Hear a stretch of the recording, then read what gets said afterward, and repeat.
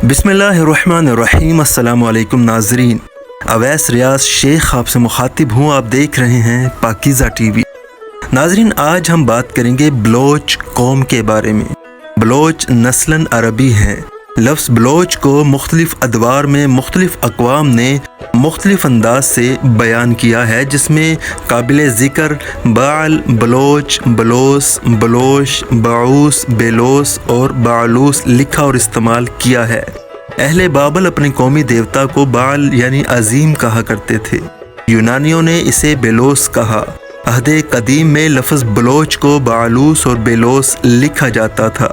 इसके बाद ये लफ्ज़ बेलोस और बालूस के तौर पर तहरीर व बयान में आता रहा। अरब इसे बरूच, बलोस और बलोच से अदा करते हैं और ईरानी इसे बलोच लिखते और बोलते हैं। हमारे यहाँ ईरानी लफ्ज़ बलोच राइज है। बुलीदी बेलोस की शाही औलाद हैं। नाज़रीन, बलोच कौम की मादरी ज़ुबान बलोची है। इसके अलावा वो बराहवी, फ़ारसी, पश्तो, उर्दू, पंजाबी, सराइकी और अरबी भी बोलते हैं। बलोच के लफ्ज़ी मानी बुलंद ताज के हैं। नाज़रीन, बाज़ रिवायात के मुताबिक बलोच हज़रत अमीर हमज़ा रज़ी अल्लाह तआला अन्हु की औलाद में से हैं और ये चीज़ बलोचों की एक कदीम नज़म से साबित होती है। नाज़रीन, बलोचों का दावा है कि उन्होंने ना सिर्फ करबला में हज़रत इमाम हुसैन रज़ी अल्लाह तआला अन्हु का साथ दिया, बल्कि उन दिनों जबकि रसूलुल्लाह सल्लल्लाहु अलैहि वसल्लम मक्का में बेजारो मददगार थे, तो बलोचों ने अपने कबाइल से 5 बहादुर मुंतखब करके रसूलुल्लाह सल्लल्लाहु अलैहि वसल्लम की हिफाजत के लिए भेजे। इस बात का पता भी हमें बलोची की एक नज़म से चलता है। नाज़रीन, उस नज़म का उर्दू तर्जुमा कुछ इस तरह से है। 5 बहादुर बलोच रसूलुल्लाह सल्लल्लाहु अलैहि वसल्लम की खिदमत में खड़े थे। जब खुदा के दोस्त नमाज पढ़ते तो वो पहरा दिया करते थे। जब कुफ़ार के साथ लड़ाई छिड़ी, कुफ़ार का लश्कर बेशुमार था। तीर ओलों की तरह बरसे और ज़मीन से धुआं उठने लगा, मगर वो साबित कदम रहे। उनका ईमान कायम रहा। दुश्मन उनको मगलूब न कर सका। उस दिन पाक नबी ने बलोच के सर पर तिलाई ताज रखा।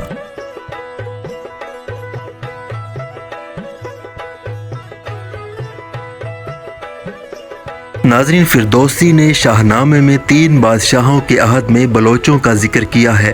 अवल के खसरो, दोम जरकिस और सोम नौशेरवान।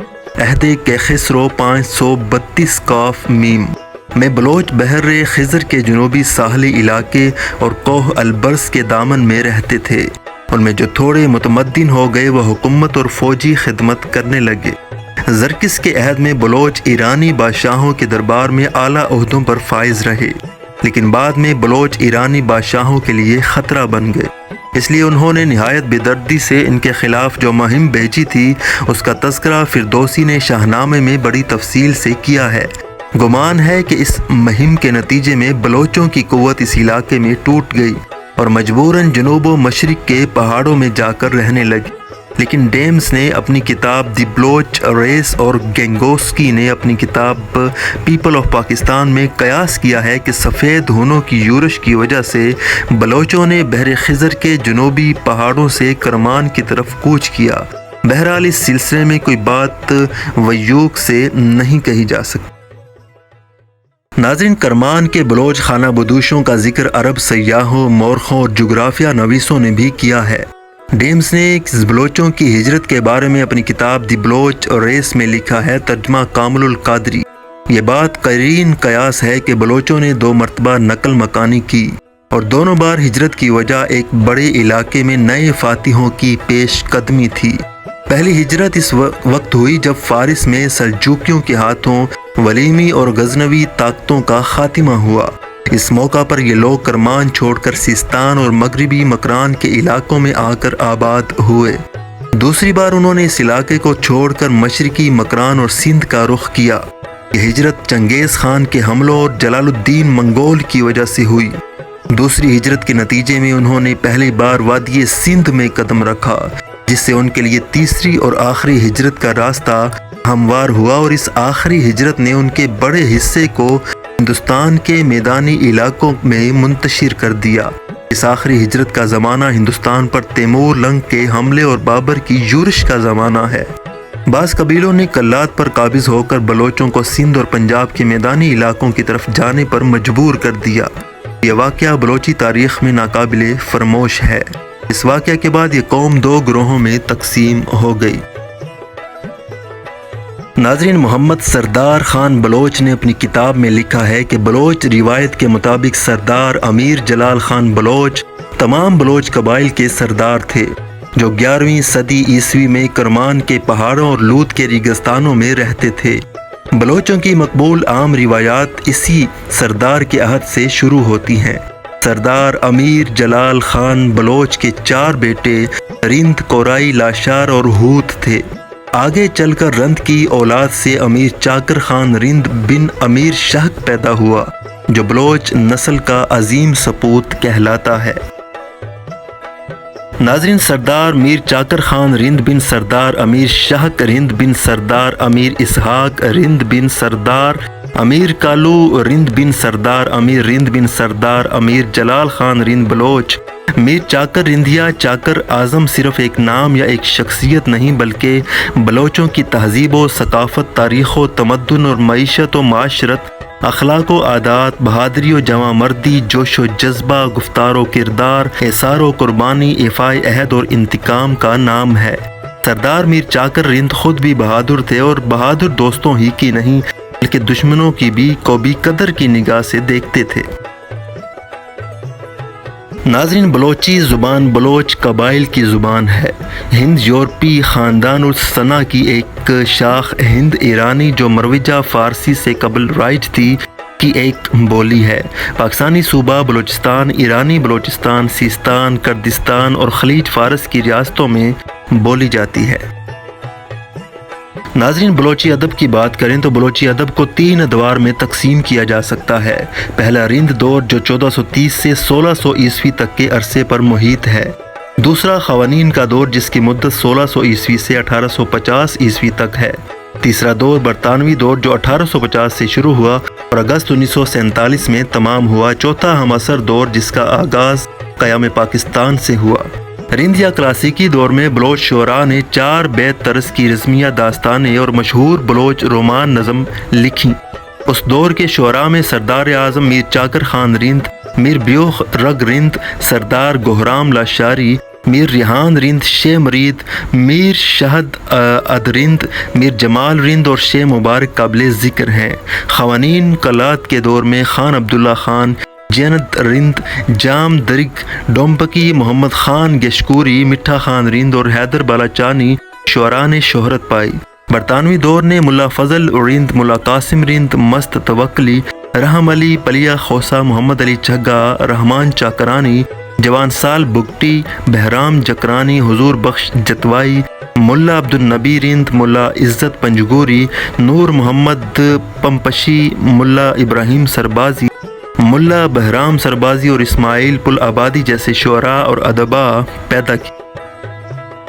ناظرین، قیام پاکستان کے بعد بلوچی ادب کی ترقی و فروغ کے لیے مؤثر کوششیں کی گئیں۔ 1949 میں بلوچستان رائٹر ایسوسی ایشن کا قیام عمل میں آیا۔ 1951 میں بلوچ دیوان کی تشکیل ہوئی اور بلوچی زبان کا ایک ماہوار مجلہ عمان کا اجرا ہوا۔ کچھ عرصے بعد ماہنامہ بلوچی جاری کیا گیا۔ اس کے فوری بعد ماہنامہ اولیس اور 7 روزہ دیر شائع ہوئے۔ 1959 میں بلوچی اکیڈمی قائم ہوئی جس کے زیر اہتمام متعدد بلوچی کلاسیکی کتب شائع ہو چکی ہیں۔ ہم عصر بلوچی شعراء میں سید ظہور شاہ ہاشمی، عطا شاد، مراد ساحر، میر گل خان نصیر، مومن بزاد، اسحاق شمیم، ملک محمد توکی، صدیق آزاد، اکبر بارکزئی، مراد آورانی، میر عبد القیوم بروچ، میر مٹھا خان مری اور ملک محمد پناہ خصوصیت سے قابل ذکر ہیں۔ نئی پود میں امان اللہ گچگی، نعمت اللہ گچگی، عبد الحکیم بلوچ، عبد الغفار ندیم، اللہ بخش بزدار، قاضی مبارک، سید خان بزدار، عبد الغفور لغاری اور صورت خان مری نے بلوچی ادب کے ناقدین کو کافی متاثر کیا ہے۔ ناظرین، اگر ہم بلوچ یوم ثقافت کی بات کریں تو بلوچ یوم ثقافت ہر سال 2 مارچ کو پاکستان، ایران، افغانستان، دبئی، مسقط، بحرین، سعودی عرب اور بھارت میں شایان شان انداز سے منایا جاتا ہے۔ یوں تو ہر قوم کو اپنی ثقافت پر ناز ہوتا ہے، اس دن کو روایتی جذبہ سے منایا جاتا ہے۔ بلوچ مرد، خواتین اور بچے اپنے روایتی لباس میں ملبوس رنگا رنگ ریلیاں نکالتے ہیں۔ مختلف اجتماعات کا بندوبست ہوتا ہے اور جشن کا سما ہوتا ہے۔ اس مخصوص دن کی تیاری بھرپور انداز سے ہوتی ہے تاکہ دنیا کو بلوچ ثقافت زبردست طریقے سے پیش کی جا سکے۔ بے شک ثقافت ہر قوم کی غمازی کرتی ہے، لیکن بلوچ جو غیور قوم ہے اپنی ممتاز ثقافت کو ایک کشش ثقل کے طور پر استعمال کرتے ہیں تاکہ پوری قوم جو بلوچ قوم ہے اس کو یکجا کیا جا سکے اور اس پر نازا ہوا جا سکے۔